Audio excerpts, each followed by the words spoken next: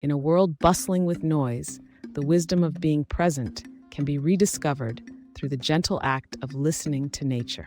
Imagine walking through a quiet forest, the sound of leaves rustling in the wind, and the calming rhythm of a distant stream. These are not just sounds, they are invitations to anchor your awareness in the present moment. To practice this, sit comfortably in any natural setting, close your eyes, and take deep breaths.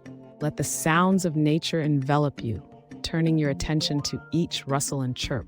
As you listen, reflection can blossom, leading to insights about the rhythm of time itself, teaching you the serene art of truly being here now.